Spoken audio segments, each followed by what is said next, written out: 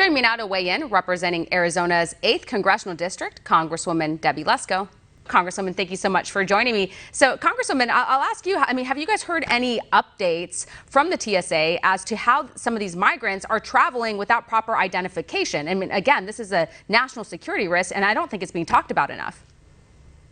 Yeah, I'm glad that you're talking about it because it absolutely is a national security risk. I mean, according to the documentation I have seen and reports I have seen, basically what's happening is the Customs and Border Protection take the illegal immigrant's word for who they are, and then they could be given some DHS documents saying show up to court by the name that they gave the CBP officer, and nothing is vetted. And then they're being put on planes and flown throughout the United States. This is unconscionable, quite frankly, and it's really an assault to U.S. citizens. Time and time again, we have seen how the Biden administration and President Biden and all the Democrats prioritize illegal immigrants over U.S. citizens. I mean, think about it. There's talk that in news reports that soon the Biden administration may require people to show vaccine passports to get on domestic flights, but yet they won't even ask for identification from illegals. I also recently talked to the Yuma mayor and the Yuma County supervisor here in Arizona, and they said that it's absolute chaos. I asked them point blank, are these illegal immigrants being asked or tested for COVID? They said no. They laughed about it. They're not even being requested to mandate. There's no mandate for them to be vaccinated, but yet U.S. citizens need to be vaccinated, according to the Biden administration. This is absolute insanity. You know what else is really hypocritical? Is President Biden proclaimed that January was the month against human trafficking. And he called upon everybody to reduce human trafficking.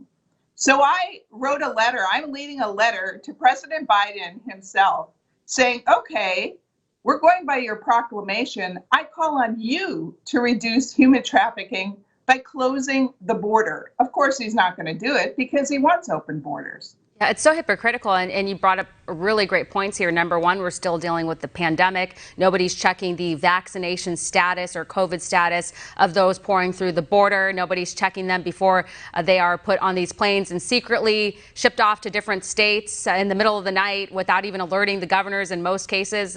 We heard Governor Ron DeSantis in Florida speak out against this, saying, hey, wait a minute, like, why is this happening? This needs to stop. That being said, it is really infuriating that we see so much hypocrisy when it comes to this. And again, it's putting Americans at risk. It's a national security risk, and it doesn't benefit the American people. And then, as you pointed out, Biden's highlighting Human Trafficking Month, yet doesn't connect the dots that a lot of the human trafficking comes from the illegal border crisis that we have going on. And they don't want to connect those dots. Yeah, it's absolutely incredible. I mean, all the legislation that I see here in the U.S. Capitol that the Democrats produce, it all favors illegal immigrants. I mean, think about it. In these Democrat-run cities like New York City, they are going to allow non-citizens to vote. Non-citizens to vote. Yet here today in the U.S. Capitol on the floor, they're pushing through a bill.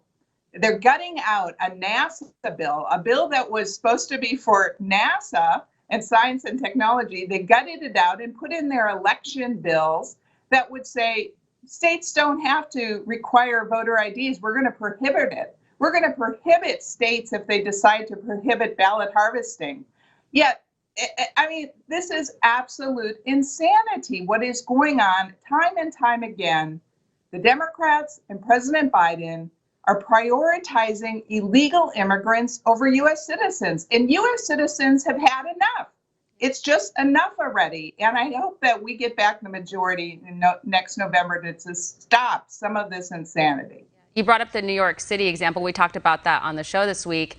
And aside from New York City and California, we heard from Governor Gavin Newsom that he wants to offer free health care to illegal immigrants. And you think of the message this sends to everyone around the world who are like maybe considering coming to this country, but not the right way. I mean, there's a proper way to come to this country, but crossing the border illegally, not a proper way. So it just sends a message that you'll be rewarded. There's no punishment for breaking our laws.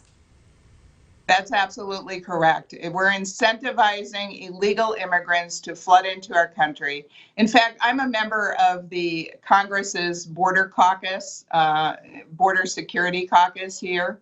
And we just, like I said, met with the Yuma, Arizona mayor and the Yuma, Arizona county supervisors.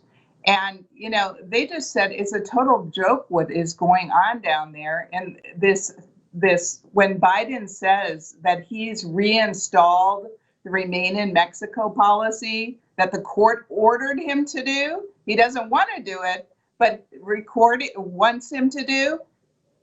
They're not doing it. They're sending back 10 people a day. That's it. 10 people a day out of the thousands and thousands that are coming over our border. This is absolute insanity. It is. And you just think of the Border Patrol agents and just how overwhelmed they are. We've talked to them. They don't have enough resources and the support coming from Team Biden. It's like they want to completely ignore what's happening there. And as you pointed out, some of these places like Yuma, Arizona, who are right there at the border, they've seen an increase like 2,000% in people coming through. The traffic is just insane. And it's gotten so bad that migrants aren't even just meeting up with Border Patrol agents by the border. They're getting tired of waiting. They're taking Ubers or they're walking straight down to the Border Patrol center to turn themselves in. Yeah, absolute insanity. And, you know, this is what the American people elected. They elected people that want an open border. You can see that from day one.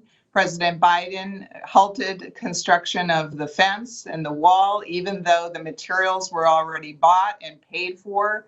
There's wide gaps, 100-foot gaps in some areas that I've seen where illegal immigrants can cross the border. That should have been put up on day one.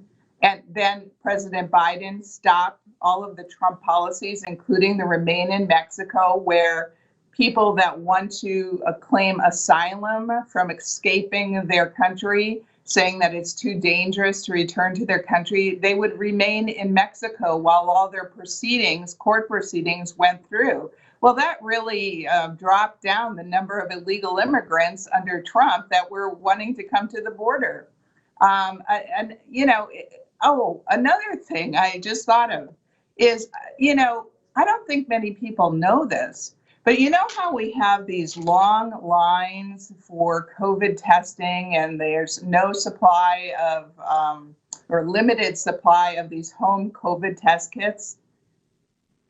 Biden administration diverted over $2 billion that was supposed to be used for that to house illegal immigrants. Let me repeat that. President Biden administration took over $2 billion that was supposed to be used for COVID testing. That could include the home test. That could include the test where you go to in a line in the car. And instead of doing that, they diverted that money to house illegal immigrants. It just goes to show you again how they are prioritizing illegal immigrants over U.S. citizens. It's pathetic. Yeah, I heard that report, and then you think of the timing where we had Biden come out and say, this was going to be a winter of severe illness and death, yet they don't use our American taxpayers and our resources to help Americans, and you're saying that they're diverting and using that money elsewhere. I mean, it is totally infuriating and outrageous. Now, speaking of COVID, I wanted to ask you about this. So Congressman Andy Biggs, he's demanding answers as to why the Biden administration, why it's going to take 75 years for more info on the COVID-19 vaccine. And keep in mind, we're asking these questions as the Supreme Court is considering Biden's vaccine mandate. It's kind of important. And why would it take 75 years? Do you have any idea?